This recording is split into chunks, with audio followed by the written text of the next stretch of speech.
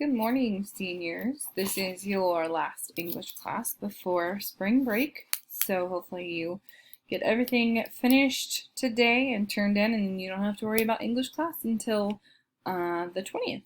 So a couple things to go over before we talk about your close reading this week. My list is over here. That's why I'm going to be reading off of it. Please, please, please, please triple check that your name is the title of your Roots notebook and your journal. Some of you are clearly not watching these videos. One, because your name is still not the title of your Roots notebook or your journal, but also because when you did the close read, several of you did not do any kind of annotations, and that's because I only told you about them in the video. The video is very important to watch so that you know what you're supposed to be doing. So pause the video now if you're not sure what the title of your Roots notebook or writer's journal is, and go fix it.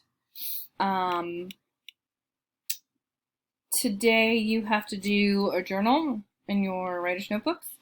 You're doing a close read of the poem that you read on Monday, and then you are finishing any grammar on narrating that you didn't do on Monday. I told you you could split it between Monday and Wednesday if it was taking too long on Monday, or maybe some of you are just like, no, I'm going to do the whole thing on Wednesday. That's fine, as long as it's done by tonight. So your journal, your close read, your grammar are all due by 11:59 p.m. tonight. The way that we're doing things now, it's not a, hey, just have everything done by the end of the week. It's assign that day, do that day, except in your classes that are electives or Bible and things like that, where they give it to you at the beginning of the week and do it at the end. It's all due today. That being said, I am still accepting late work from the first week, the second week, which was last week, and this week. I am only going to accept late work through tomorrow night at 11:59 p.m., Thursday night. That means that I'm going to be grading all day Friday. Hopefully not all day. I'm kind of working on grading as we go. But I'm going to be grading Friday, and then I am going to be closing up the grade book to grades from weeks 1, 2, and 3. Simply because I don't want to have to come back from spring break and look through old stuff and be like, okay, they did this. It was a week and a half ago, but they did over spring break. First, I don't want you doing any work over spring break. I want you to chill out. I want you to relax. I want you to get outside and have fun. I don't want you making up work. That does mean you need to buckle down now if you've got outstanding work for me and get that in. Also, I'm not going to be looking at any work over spring break, so don't turn any in over spring break. So last chance. Tomorrow night, 11:59 p.m. Any late work needs to be done by then, unless I've specifically talked to you about anything else that you have due or things like that. Questions, comments, concerns, feel free to email me. Okay, moving on to your close read. You guys read a poem by Langston Hughes about an English class assignment from when he was in college. So we're going to go ahead and take a look at that together. So it's called Theme for English B.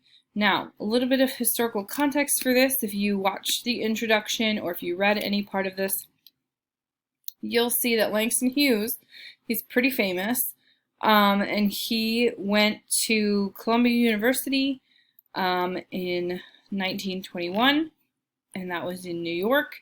He lived in a place called Harlem. We talked about, excuse me, at the very beginning of this year when we kind of put together a timeline of American literature and American history. We talked about the Harlem Renaissance and what all that was, but just as kind of a little bit of a reminder, the Harlem Renaissance took place from the early 1900s, around 1910, through 1930. And the central focus, or kind of the hotbed of the Harlem Renaissance, was obviously in Harlem, which is in New York, it's specifically in Manhattan in New York City. And what the Harlem Renaissance was, it was basically this cultural movement to kind of redefine what it meant to be African American in America specifically. So it was this way to kind of form this new identity as a unique and individual culture. And they did this through music, art, and literature. They chose Harlem because at the time, so sometime before this, back in the 1800s, there was these nice kind of neighborhoods that were built, these beautiful buildings and things like that. But then New York kind of became a place of mass immigration, both from places in Europe and also from people moving from the South, specifically former slaves moving up from the South into the North. And so the people who had previously lived there kind of moved further north, leaving some areas that had now cheaper real estate and things like that available, but were also these very, very nice areas. And so it kind of created this new middle-class African-American experience that was not previously available to this point. Excuse me, sorry. So along with that came different fashions and different music choices. There was a whole jazz age that was going on, and specifically the African American movement had its own kind of take on jazz, where they also added piano in, because piano was something that was previously unavailable to them as a people group, as it was something that people from upper or upper middle class, they were the ones who owned kind of pianos before, but now things were kind of opening up and they were able to explore these new avenues and create something that was unique and individual. So all that is important to the background of this Langston Hughes poem, which we're going to take a look at. Hopefully you read it, hopefully you enjoyed it. It's pretty powerful. So you're going to go to StudySync, you're going to go to read, and then there's some skill focused questions here that I want you to look at.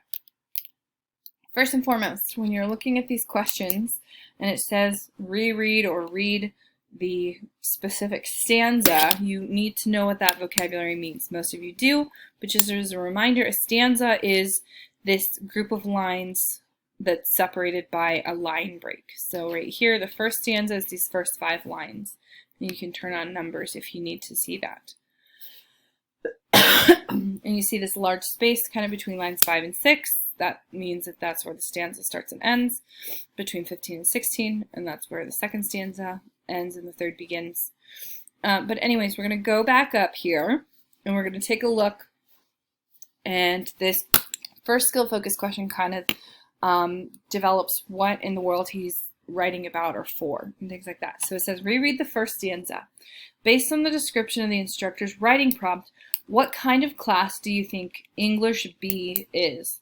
Use clues from the rest of the poem to infer what the speaker's attitude toward the class might be. Highlight evidence from the text to support your inferences. Now remember, an inference is when you take textual information and you kind of determine what that means. An educated guess is kind of close to what that means, but the educated part means that you take background knowledge, things that you know about how the world works, and then you look at what the poem says and you kind of put those pieces together to come up with, okay, here's what's not being said, but here's what this kind of means. So this particular skill focused question says to look at the first stanza. We need to find out what is English B and what's the author's or the poet's attitude about this. So first of all, it says, the instructor said, go home and write a page tonight and let that page come out of you, then it will be true. So go home and write a page tonight, let that page come out of you. This tells me that English B is some sort of creative writing class. So he's at Columbia University. He started there in 1921. He's taking some type of creative writing course. I think that because it says, let this page come out of you, it's not something that he has to research how to write this. He's having to write a whole page for homework. So this kind of all, that's the text evidence that I use to make this kind of inference here. Now, I want to find out how he feels about this. So the assignment was, let a page come out of you, then it will be true. He says, I wonder if it's that simple. I'm 22, colored, born in Winston-Salem. I went to school there, then Durham, then here, to this college on a hill above Harlem. I am the only colored student in my class. The steps from the hill lead down into Harlem, through a park. Then I cross St. Nicholas, 8th Avenue, 7th, then I come to the Y, the Harlem Branch Y, where I take the elevator up to my room, sit down, and write this page. So this first section here is just talking about where he goes after class, who he is beyond these kind of classroom doors. And this is where he kind of introduces us into Harlem, or his version of Harlem. And it says, it's not easy to know what is true for you or me at 22, my age. But I guess I'm what I feel and see and hear. Harlem, I hear you, hear me. We two, you, me, talk on this page. I hear New York too. Me, who? Well, I like to eat, sleep, drink, and be in love. I like to work, read, learn, and understand life. I like a pipe for a Christmas present, or records, Bessie, Bop, or Bach. I guess being colored doesn't make me not like you the same, doesn't make me not like the same things other folks like who are other races. So will my page be colored that I write? So that's an interesting question that he's writing. Interesting question. I'm going to go back to that in a minute. Being me, it will not be white, but it will be a part of you, instructor. You are white, yet a part of me as I'm a part of you. That's American. Sometimes, perhaps, you don't want to be a part of me, nor do I often want to be a part of you. But we are, that's true. As I learn from you, I guess you learn from me, although you're older and white and somewhat more free. So, this is my page for English B. Sorry. What I'm taking from this, based on this question about what is his attitude kind of towards this class, he's asking some tough questions about what it means to be true and how that's going to be very different for him than for everybody else. It says that he's the only colored student in his class. Why is this not letting me highlight? There we go. Okay. So his true is going to be very different. And I think kind of one thing that he's getting across maybe to this instructor or this teacher is that this teacher hasn't really considered the fact that he has this different cultural background when the instructor asked him to write about this.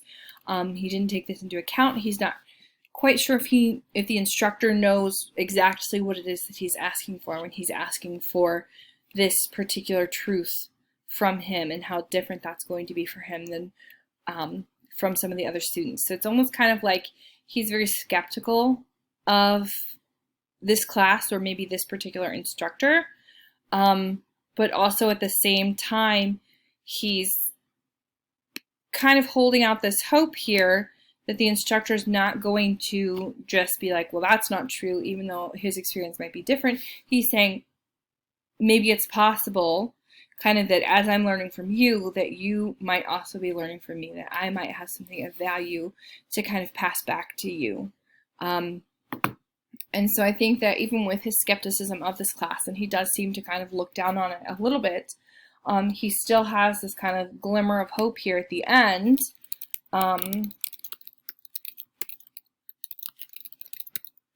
that things could be different. And that's kind of what the whole movement was about. So then what you're going to do is I want you to do 2 more annotations. So choose 2 more skill-focused questions, not the first one, I did that with you, and do 2 other ones with highlighting and annotations just like I did. And then you're going to answer the writing prompt based on what you can infer about him. Why might he wanted to emphasize the statement, that's American? And then you're going to use text evidence to support that. So that means you're going to refer back to the poem in your writing. You have to do that. And this can be anywhere between 8 and 12 sentences. So that is all that I have for you. I hope that you have a wonderful spring break. Get everything in. If you've got questions, let me know. Other than that, happy Easter.